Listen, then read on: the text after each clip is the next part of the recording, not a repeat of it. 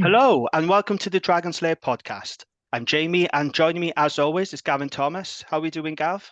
I'm very well, Jamie. Very well. Had a rest, full of enthusiasm and positivity about sport, Excellent. as I always am at this point of the summer. Well, this is a Dragon's Paw now, so we want plenty of positivity now, don't we, as we Absolutely. get through the new season. So, yeah, good stuff. Okay, so just a reminder before we go any further that you can find us on all the usual places, Apple Podcasts, Spotify, YouTube, and don't forget to follow us on our social media channels, Facebook and X. Now, before we get started, I just want to give a shout out to Dragons and Wales hooker Bradley Roberts, who sadly had to retire last week at 28 years old because of a serious back injury. Roberts was signed for Ulster back in 2022 and he made 27 appearances for the Dragons, scoring 7 tries for the club and winning 5 caps for Wales. In a statement, Roberts said, "My career has been short but very sweet, and I will look back at this chapter with massive pride and astonishment. Thank you to the Dragons for being my home for the last few seasons. I thoroughly enjoyed my time in Newport, and I'm excited to see what this group can achieve. I have no doubt that the only way is up, and there's a big future ahead of the club." So Bradley was a fan favourite on this pod, wasn't he, Gav? It's quite sad news, this, isn't it? He played with, it's a bit of a cliche, but he played with a smile on his face, didn't he? And he really did throw himself into it.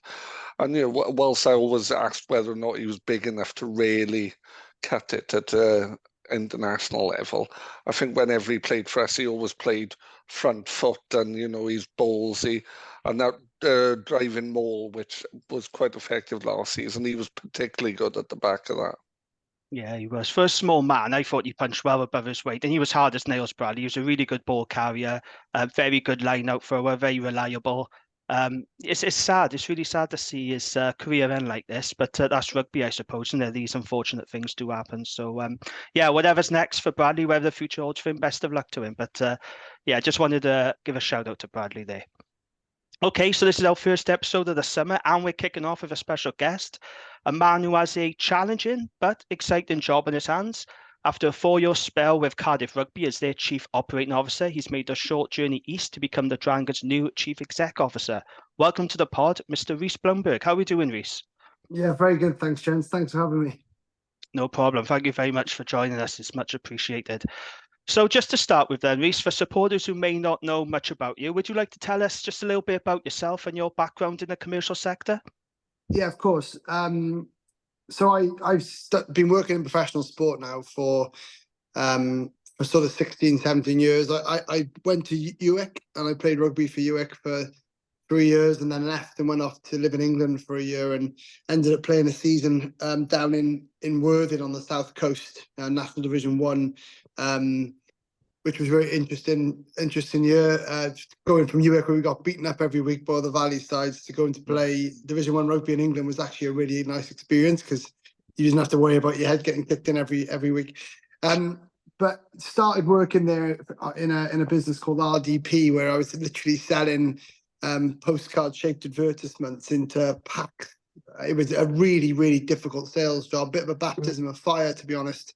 And I found my feet in a new world after university. Then I came back to Wales and signed for Bridgend Ravens and got a job in Chepstow Racecourse, where I was selling hospitality and was a business development manager there for a couple of years before heading over to join Cardiff for the first time as a sales exec, really, because Richard Holland, who's the chief exec of Cardiff to this day, was working at Chepstow with me and sort of took me across with him to get stuck into pro rugby, obviously with my sort of taking my passion of rugby and mixing it with my limited but sort of relevant experience in commercial sales at that point. It kind of worked as a perfect match. Got stuck into that for a number of years. Messed about with some other little bits and bobs during that first phase, but ultimately stayed with the Cardiff on and off for sort of 6-7 years before heading over to Hong Kong, where I went over as head of business development, basically, to work on a number of special projects, the Sevens, obviously, but then there was a couple of other things, including a big World Cup fan zone for 2019 Japan World Cup. So I got into that, which was an amazing experience. I did that, and then I came back to Cardiff, where I took on the job of chief operating officer, which I'd left Cardiff as general manager. So coming back as COO was very similar in a sense. It basically incorporated everything off the pitch, I guess, from a business perspective. And yeah, look, if I'm honest, I was pretty proud of how that went, that 4 years on the back of COVID. Really sadly, we lost Peter Thomas 18 months ago, and Peter was a huge influence on me in terms of returning him, and to be fair, Richard Holland as well. You know, got on well with Richard. But Peter was a massive pull for me because he was always so enthusiastic about where everything was going to happen. And when I went back this time, we to Cardiff at the time, the team that was in place at Cardiff was off field, did really well. So that, the last season was a success story, I guess, for Cardiff, with selling out crowds and lucky draw, I guess, in Europe with a couple of big fixtures. But we managed to create a narrative that was followed very well by the fans. And then at the start of this year, I spoke to David Wright around the opportunity at the Dragons, and I think if you can sort of get the sense that with Cardiff it was great, but I did it for enough years. It was time probably for a new challenge and change, and the Dragons came along just at the right time. To be fair, hugely exciting opportunity. The new ownership group, I've said before, are really, really good. You've got David Buttress, who's obviously been around for a number of years, and speaks for himself in terms of reputation. David Wright, the new chairman, is a really successful bloke in business, but also more importantly for me, really, I guess, for my day-to-day, is a really good bloke. Drives high standards and is expecting a step change from the Dragons in the coming years in terms of on-field performance, I guess, and results, but isn't unrealistic. And David Buttress, and the third owner, Ho Young, have all been incredible, really, for the last few months since I got involved. And I can't speak highly enough of how it's gone so far from their perspective, and how they've really tried to sort of bring me into the fold and give me an opportunity to lay down some markers, I guess, around the stuff that I think is important. So, yeah, relevant experience, number of years in the game, really keen to help the Dragons, sort of go to a different level, I guess, over the next few years, and play my part in trying to deliver a plan that the owners are very much keen for me to deliver. Excellent.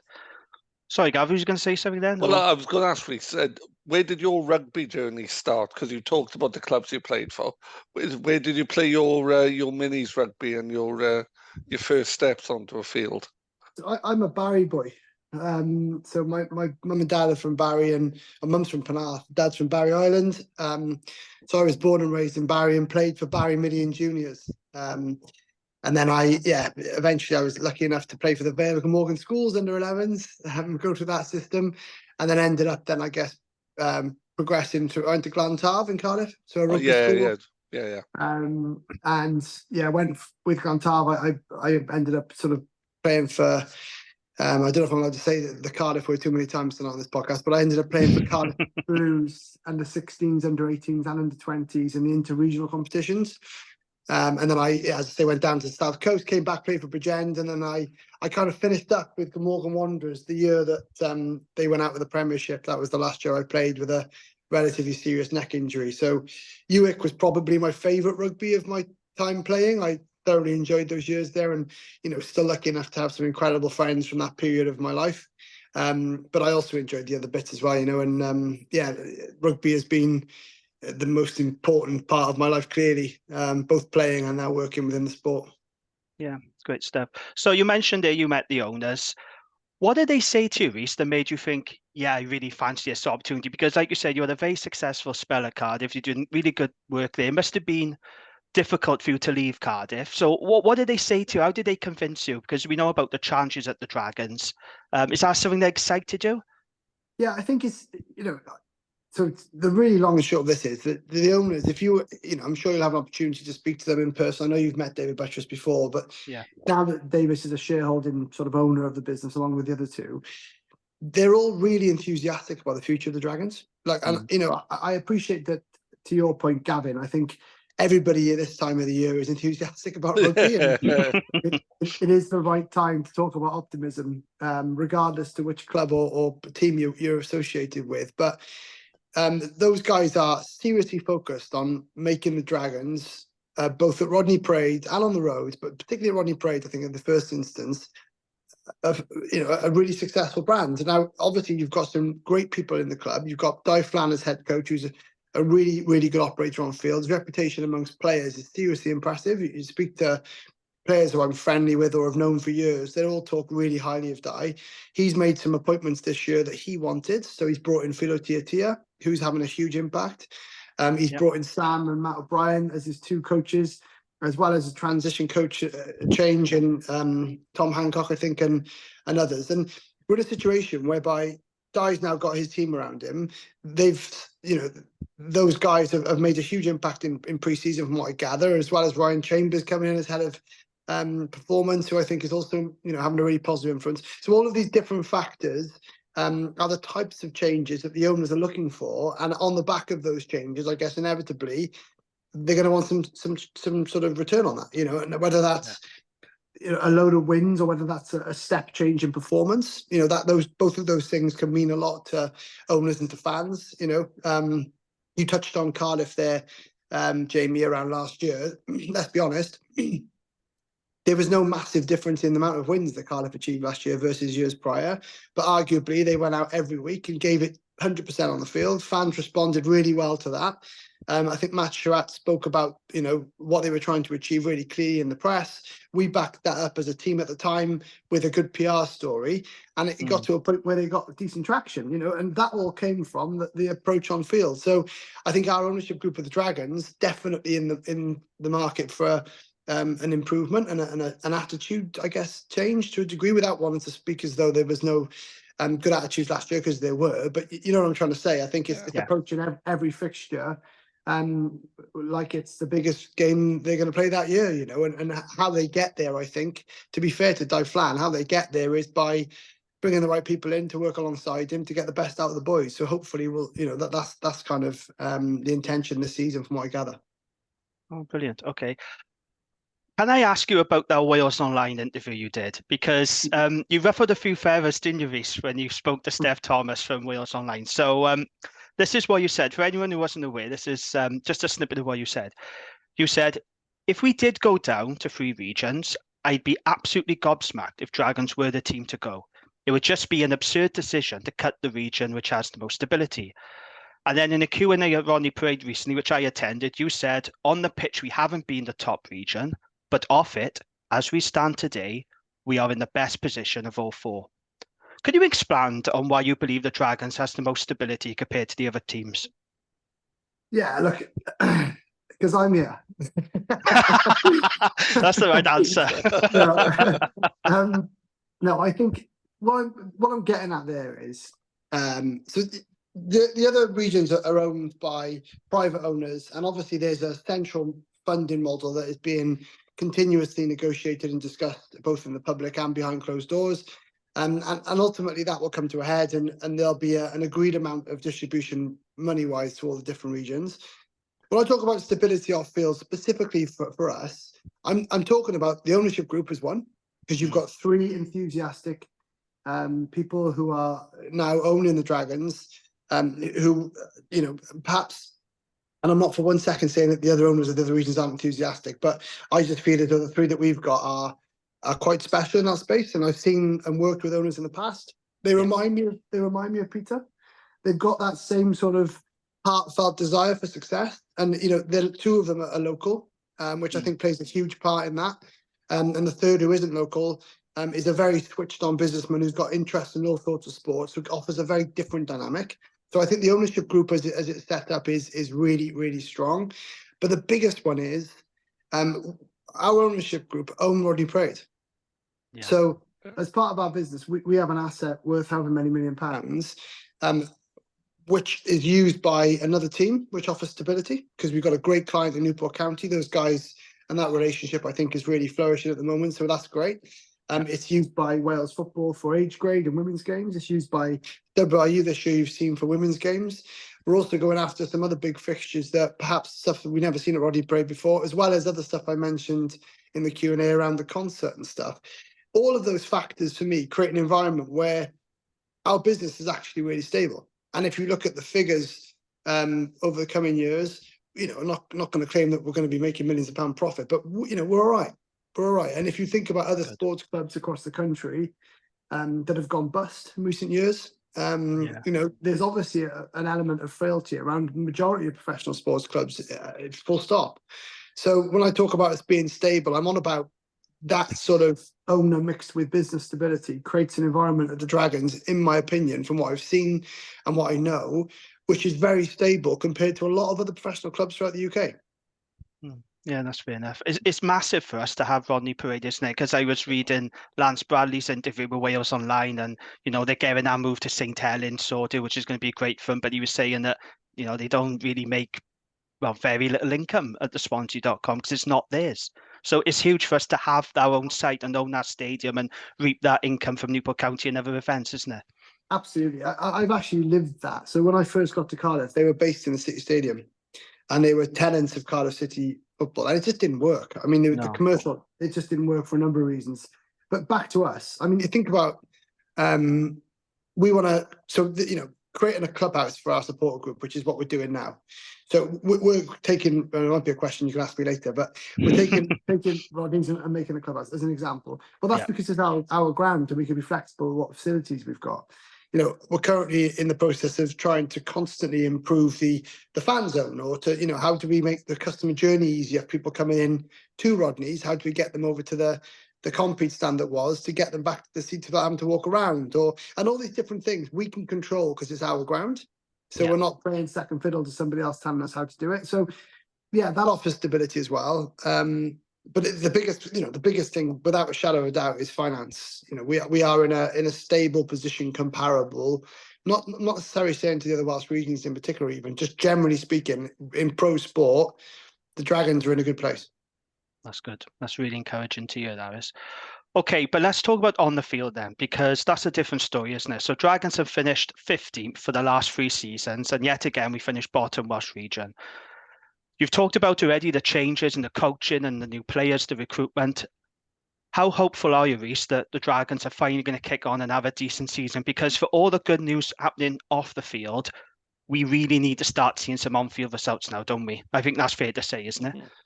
Yeah, I think it is. And I think, if Di was sat next to me now, Flanagan, I think he'd agree with you. As it stands today, the changes that he's made and the company have made to improve performance this year are significant. And I do appreciate, I think it might have been somebody else in the Q&A that I did with Di about signings in the past being hopeful and it not coming to fruition. I can't remember who said that, but I think the signings that have been made is one thing, and the players you met at the event on Thursday, Jamie, I know you'd agree that it's seemingly a fair bit of talent there. Some staff, but they're big, fit men, and they're big. That's the one takeaway I had from that. They are big men. Yeah, that's good. Hopefully that translates, and they all come with decent CVs, and they've gone out and found those players based on what the requirement is for the Dragons. So that's positive. I touched on Philo earlier, becoming sort of our defence coach and also a bit of a lead on the culture stuff, which I think is meant. I think there's a saying I read a book called Legacy once around the All Blacks, and one of my favourite lines in that book is you win your first game with talent and then you win your next 10 with attitude. And I think if you think about that sort of approach from Philo and Di and everybody else, but particularly Philo and the way he's come in with his background, the culture change is probably the biggest thing that we need. You have an environment where people get used to winning and used to competing versus one that perhaps they're used to losing. That's a step change. And if we can create an environment where people feel comfortable winning and comfortable competing, you've got to bet then that every week the boys are going to come out and have a go because they feel like they can succeed. I'm not, I would say that sort of culture change, and that goes for everything, by the way. That's not just on field performance. That might go for us. Can we sell more tickets? Can we become more successful from a sponsorship perspective? Do we back ourselves to go out and be more successful? And that culture stuff is transitioning right the way through our whole business at this point. We've just done a strategy paper for the business overarching, and we'll live and die by how we manage our outcomes, which is ultimately all we can do. I think the culture stuff that they've touched on there, Rhys, is absolutely key, because the one thing myself and Jamie have talked about a lot on the pod, and we try not to be negative because we don't want to be those blokes, but there were times when it felt like it wasn't really very positive, and they were almost going on the field beaten. You know, so what you're talking about is really encouraging. Yeah, I think I'm going to give Di Flan more credit here. I think he's identified that, and he's trying to do everything he can within his power to overcome that with the staff that he's appointed and the environment he's trying to create. So, look, one thing you can't guarantee in this game, and I appreciate this is a bit non-committal, but you can't guarantee a load of wins. Like, No, absolutely not. But what I can sort of assure you is that you've got a great guy in charge who's really trying to drive culture change. So, with that in mind, let's be optimistic and hope that we see a bit of a change in the way that we play. Yeah, absolutely. I'm a lot more hopeful this season, but the problem is I say that every season. Yeah. So that's the problem, isn't it? It does feel different, though. I think the signings feel different. Yeah, they do. Yeah. The Philo Tia feels different. Yeah. Yeah. I think Philo coming in is huge. Yeah. And hopefully you will get a tune out the players and they will look up and respect him because he's a no-nonsense guy, isn't he? We saw that in his rugby playing days, and I think off the field he will command that respect, won't he? And hopefully our defence will improve. Yeah, you've got a good mix of people there. I think Matt O'Brien and Sam Hobbs deserve some credit as well. Matt being a relatively young coach, as is Sam actually. Both of them have earned their stripes in terms of Di selected them as his coaches to coach a senior environment. That's because Di thinks they're the best people for the job. So, combined with Ryan Chambers as a new director of performance and some other great staff in our rugby staff, I think we've given ourselves every chance to be successful. Good stuff. Okay, let's talk about the URC then, the competition that the Dragons participate in. And before I ask this question, me and Gavin are very pro URC, aren't we, Gav? We appreciate it's got flaws, it's got weaknesses, the travel, the cost of it. But on the whole, we are pro URC, just in case anyone on Twitter accuses us of being negative towards the league. We're not. But I want to talk to you about the URC, if I may, Rhys, because it's a very competitive league, as we know. It's got great teams in it. However, and there's no sugarcoating it, in Wales, there is a lot of apathy and negativity towards the URC. And you could argue it's failed to capture the imagination of the Welsh rugby public. As you'll know, there's a constant debate at the moment. Well, it has been for years, isn't it? Let's be honest. But there's been a constant debate around a potential, a potential Anglo-Welsh league. I think you know where I'm going to go with this, Rhys. There's a constant debate around a potential Anglo-Welsh league. And there are a large section of those supporters who crave those regular fixtures against Bath, Bristol, Gloucester, Harlequins, etc. And Rhys, from your time at Cardiff, when you had those sellout crowds in Europe against Bath, against Harlequins, it was a fantastic occasion.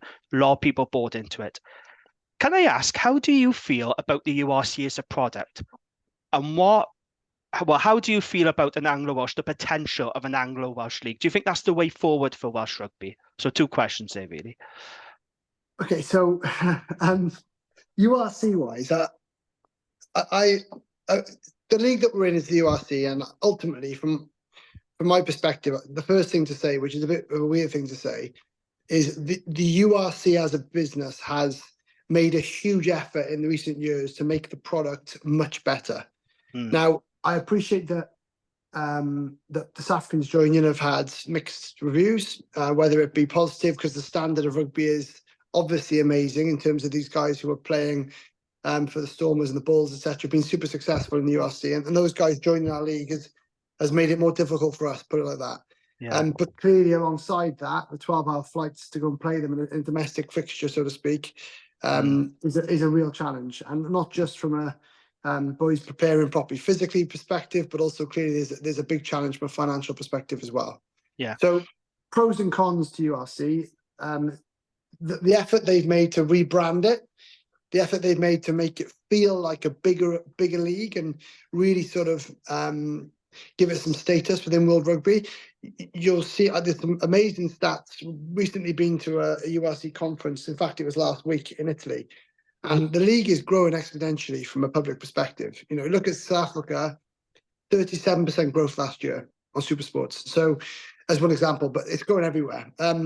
So from that perspective, the rugby is clearly a good product to watch, and people are enjoying watching it, specifically outside of Wales, more so than within Wales. I think the challenge we've got in Wales is, from a URC perspective, is that there's 2 challenges, actually. The first one is regional rugby, even though it was 23 years ago, it's still seemingly finding its feet. And there's still a lot of backlash around it even existing. Now, I think that becomes less and less as the years go on, but it's still there. And you've still got a lack of affinity and stuff around certain areas within South Wales and North Wales, but South Wales in particular, whereby people don't feel represented. So you add those people and that attitude into an environment where they don't think that the league's particularly good because you're playing teams that aren't local and there's no travelling support and there's all those things that are a challenge within the URC. I think that's why we get so much bad press around the league. And it's because there is a constant flow of negativity. There is a part of me, like anybody in Wales, who really enjoys those derby days. Not derby days, those English Wales, Anglo-Welsh battles. Yep. You know, Dragons are playing against Bristol or Bath. Clearly, you're going to have a load of travelling support. And that also adds to the occasion. You know, there is a bite to it. There is a history to it. And they are ultimately only 20 minutes down the road or 45 minutes down the road. So therefore, there's going to be a natural rivalry that perhaps you won't get if you're playing against a team from Italy. Like, you know, there's no denying that. And I think that's not speaking ill of the league. That's just a matter of fact. You know, you're right. that will always exist. But what I try and really buy into and try and make the point about is we are in the URC. And the URC is, as it stands, a league that incorporates those countries. The high level of rugby, all of us Welsh regions find it very difficult to compete at the top end of the URC, which demonstrates the type of standards that we're talking about. It can be frustrating. It can also be challenging commercially when you're playing against a team from far away on a kickoff time that isn't perhaps as preferable as you'd like it to be. And you might struggle to get any crowd at certain fixtures, which is sad, and it makes the league perhaps less desirable then when you reflect on that from a fan perspective. But we're playing in the URC, and I feel like, as it stands, we need to do all we can to try and maximise that, to try and make it as successful as we can make it, and make as much as we can of those fixtures.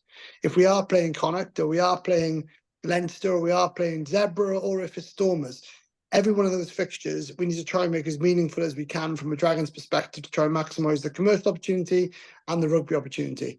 If anything changed in the future and there was an Anglo-Welsh conversation or anything happened around that, then I would suggest that it would be worth having, on the basis that, as I said just now, there's clearly a sort of natural rivalry, I guess, to certain clubs. But I don't think that there's any point, personally, in every week just criticising the league that we're playing in, and in the hope that something will change. We need to get behind it as best we can and compete in it as best we can to try and create a bit more success, which ultimately will drive more interest. So can I ask a question about that, Rhys? The Anglo-Welsh League, which people have been talking about forever, but realistically, all the Welsh regions wouldn't get into the top half of that. And I've seen lots of conversations about some Welsh regions probably assuming us would play in the English Championship. There's no commercial value to that, is there, in my head? And I'm you know more about it than me, but I'm involved in English club rugby, and as much as I like clubs like Amptill and people, there's no actual commercial value in playing Amptill or Bedford or Nottingham, is there? No, not compared. No, there's not really. No, not as it stands. I think the big question is, the big possibility, I guess, in all of this is you've got a CVC investment across rugby in England, Wales, and URC and everywhere. So it may be at some point that they evaluate what will work best and how they can help shape the best outcome for domestic rugby. I genuinely don't know the answer to that, whether that would ever happen. But what I agree with you on is, sometimes better the devil you know to a degree. Absolutely. We're in a league here where, we're playing the Welsh derbies home and away every year. We've got some really impressive rugby teams coming over and playing us, Rodney Parade. And, we need to celebrate that more. When we've got big clubs coming into Newport to play against the Dragons, my intention this year, along with the team and our intention as a club, is to try to make every fixture count, because we don't have loads of fixtures these days, so everyone that we do have there, I think there's an opportunity to celebrate every opposition that we play against in some capacity, and we need to try and do that. Yeah, that's fair enough. I mentioned that Lance Bradley interview with Wales Online earlier. He said in there that the URC is a fabulous league. and he couldn't understand why supporters didn't like it, and he got absolutely hammered for it on social media. But fair play to you, Rhys, you can understand, can't you, why some supporters just aren't buying into the URC. You do understand it, don't you? I do, yeah. The biggest thing is, and this is the single biggest thing, and I would say this if I was in the URC conference or not, I think it's a great league. I back it, and I think the teams who play are outstanding. The big challenge is no travelling support impacts on the atmosphere at games. Yes, 100%. And ultimately, from that perspective, unfortunately, there's nothing we can do about that purely based on geography.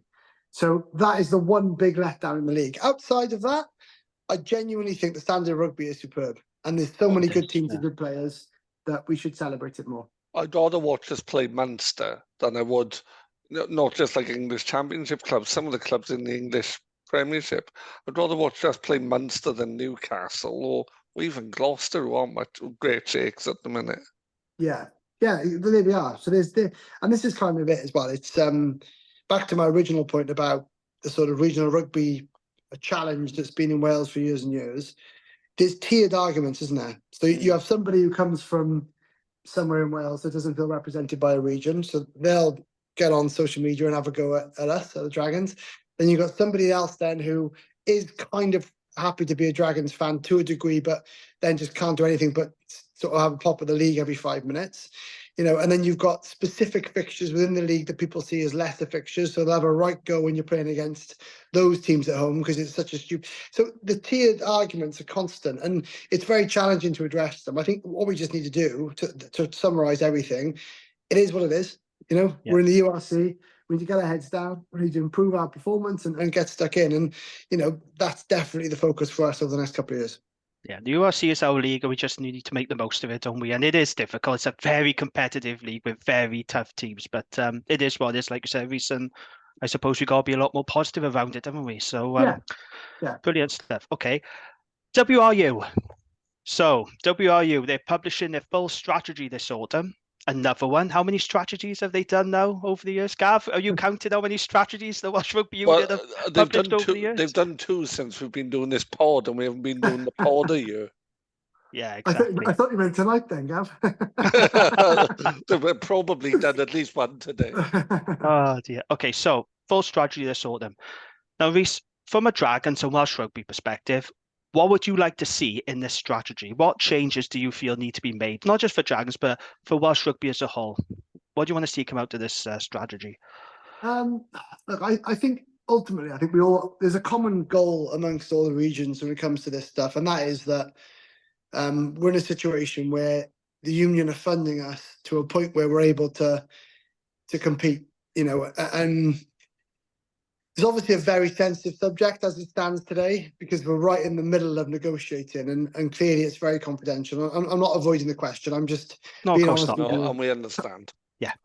Timing is quite interesting really in this sense. But the one thing I would say is that the WRU executive that I've experienced so far, and it is relatively limited. I have attended PRB meetings recently, but until this strategy is delivered and we're happy, David Wright is going to continue as our main PRB representative. Once it's delivered, I'll then replace him. Though I am very close to the current negotiation, and I would say that Abby, Turney, Richard Collier-Keywood, Andrew Williams, Malcolm Wall, etc.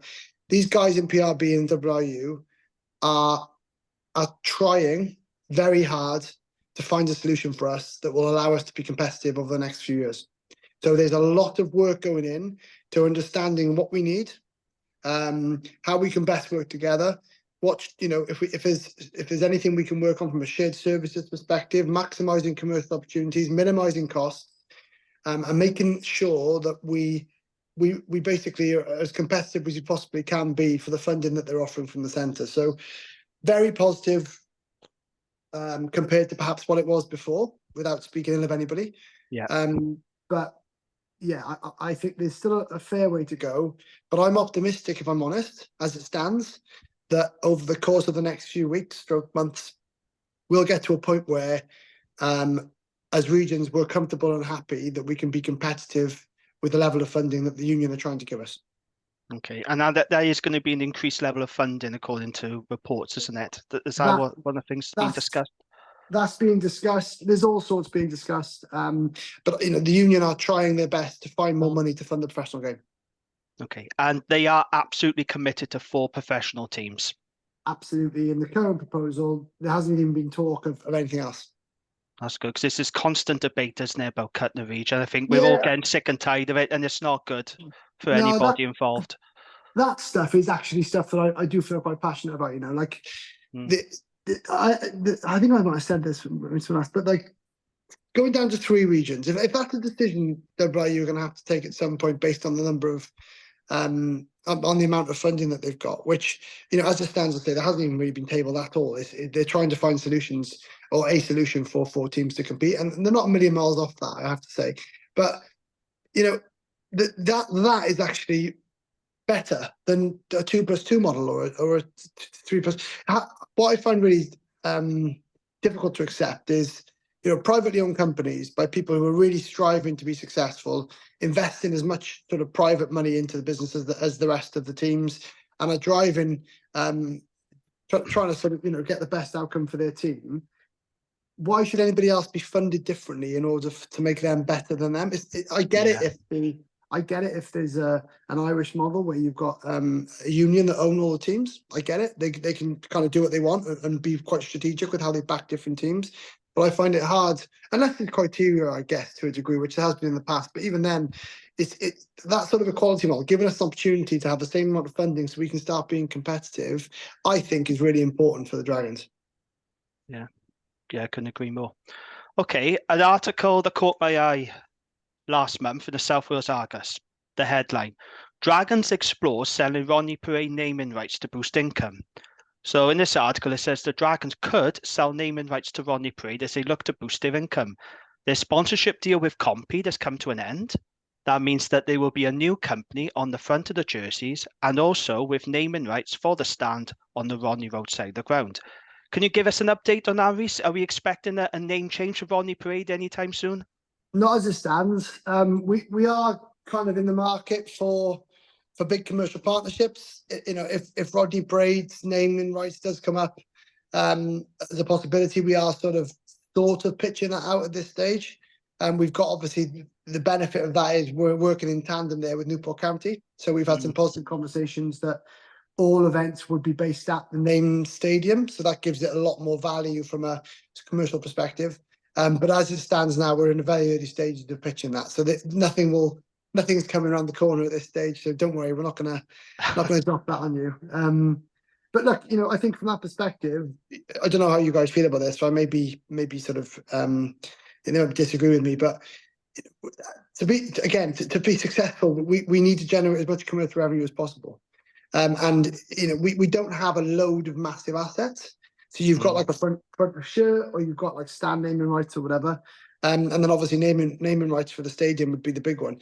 But for us to get to a point where we are able to take an extra step and sign an extra 3 players who are of a caliber that will make a massive difference to us, commercial deals like this will help that massively. So, I think I do get the pushback piece. I understand that it can be quite precious around the fact that it's means so much to people from a name perspective, but I think we need to explore any and every commercial opportunity that we possibly can. No, I completely agree. It's a non-brainer for me. Yeah, it's an absolute non-brainer. I mean, look at Twickenham. They've just done a massive deal now. That's the Allianz Stadium, but supporters are still going to call it Twickenham. And whatever Ronnie Perret will be called, I guarantee you, his supporters are still going to call it Ronnie Perret. So for me, it's a no-brainer. Gav, how do you feel about things like this? I totally agree with you. I would say I am going to insist that everyone refers to Twickenham as the Allianz Stadium, just for the sheer joy of it. Yeah. But no, it makes absolutely no sense to me that people say, "Oh, we're selling away our heritage." Not selling away our heritage. What we're actually doing is building our future longer term, as Rhys has said. If that deal brings in 3 extra players, I don't care what it's called. Yeah. And again, it goes back to the stability point, doesn't it? It offers more stability for the business. It creates, the stadium naming deals generally are quite long. So you'd be looking at a 5 to 10 year deal. What you don't want to really do is name it the I don't know, the Pepsi's arena, and then in 3 years' time, it goes back to being something else. And you need some consistency in that space. You look at the Swalek and the Principality. I think they were both 10-year deals. Yeah. Yeah, but you're saying about the short-term Bolton had that problem, didn't they? They were the Reebok Stadium for ages, and then they had a succession of 2-year naming deals. Yeah. And I think Bolton fans were confused as to what the stadium was called. Yeah, exactly. I have to say, I think the value from a sponsor's perspective doesn't come in that first year either when you name a stadium something. You know, it's gradually builds and almost becomes a natural fit for the stadium's name. So, yeah, we're open to anything. If anybody's listening and wants to sponsor the stadium, give us a shout. Absolutely, get in touch. The bigger company, the better, isn't it? We want a worldwide recognised brand. That'd be good. Absolutely. Can you tell us when the new kits are out, please? So the new kit, we're playing in the new kit for the Ospreys game, and they will be launched on the week of the Ospreys game. We've had a bit of a to and fro around front of shirt sponsorship, which is why it's slightly delayed, but that's now resolved. So yeah, we're ready to go. It's all being printed and sorted in the next 2 weeks or so, 2-3 weeks, and I'll be ready to go for the Ospreys game. Excellent. Okay. Black and amber, is it, Rhys? It is black and amber. I'm sure it's something like that. I don't give it away. That's fair enough. Oh dear. Okay. Bit of a cliched question, this, but what does the next 5 years look like for the Dragons, Rhys? What do you hope to see happen? We've actually just literally done a strategy house around the next 3 years, and our ambition in that 3 years is to, really strive to give us it's the language that you use in a strategy house. Obviously, from an internal perspective and an external perspective, you need to be careful because you don't want to commit to something publicly and then not achieve it. But the long and short of it is, all of us, from right the way from Di Flan, right the way through our rugby department and our off-field department, our owners are aligned. We have got really, really big ambitions for the Dragons. I think we want to improve everything on and off the field. Holding big events at Rodney Parade to generate really significant commercial income. Things like selling naming rights you've just mentioned to generate commercial income. Hopefully achieve a nice deal with WRU for the next 3 to 5 years, which gives us some stability from a union perspective and funding. And really try and drive a successful environment for rugby on and off the field for the Dragons, I appreciate I'm not hanging my hat on anything, but I said at the very start of this, you're dealing with, David Wright, David Butchers, Ho Young Hugh as owners. These guys are extremely successful people. So you can imagine the standards that they expect us to deliver as a business and as a rugby club in the coming years. There's no compromise. It's kind of like we need to do X, Y, and Z to get better. And we will do that by being very diligent and strict on how we keep to our targets, our objectives, and basically tick things off, improve, move on. Tick things off, improve, move on.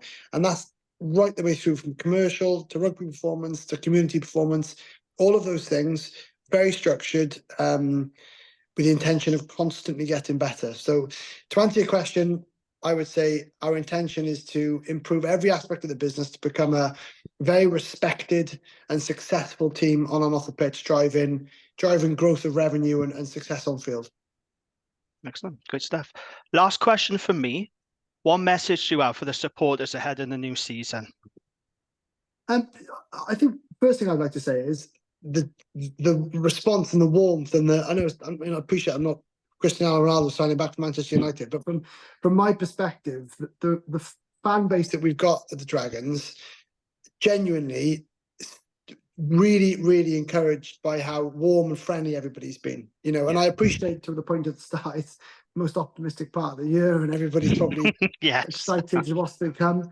But I've been really grateful and pleasantly sort of surprised by how great the fans have been, both the Q&A that myself and Di did, and also the other night I went to the new players Q&A. I saw you there, and everybody I spoke to, just great, really warm and optimistic and excited about the season. Specifically for me, I guess if I'm representing the board and the owners, it's a thank you in the first instance for those who've bought season memberships. Thank you for those who are going to come and support those first block of games, because we have got quite a few in a row. And you've got a commitment from us that we are striving and doing everything within our our power as a ownership group, a senior management group, a high performance group to give our fans as much as we possibly can on the pitch this year.